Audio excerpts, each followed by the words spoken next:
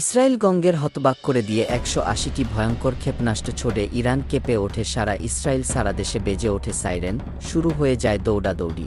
অপ্রতিরোধ iron ডোম ও আটকাতে পারেনি এমন হামলাকে। পরে দেখা যায় ইসরায়েলের ভূখণ্ড বিচ্ছিন্ন করে যেন বিশ্রাম নিচ্ছে ইরানি মিসাইল। এ দৃশ্য দেখে তাণ্ডব বনে যায় বিশ্ববাসী। এমন দিন যে কখনো দেখেনি ইসরায়েল।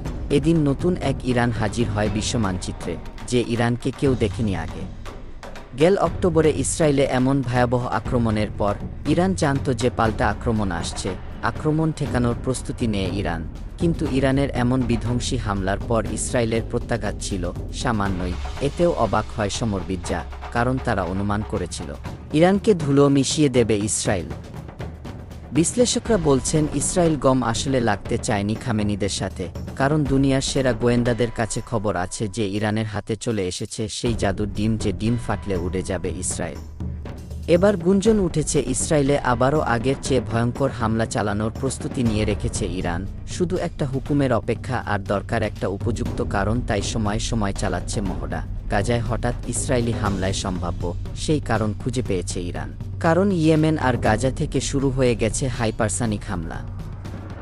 আর সবাই জানে হামাস ও হুথিরা ইরানের জেন পালক পুত্র। ইরানের কথার বাইরে এক পা নড়ে না তারাই আবার হাইপারসনিক ছুটছে ইসরায়েলে, যেগুলো আবার ফাঁকি দিচ্ছে আয়রন ডোমকেও, আবারও বাঁচছে সাইডেন্ট, আবারও সেই দৌড়াদৌড়ি।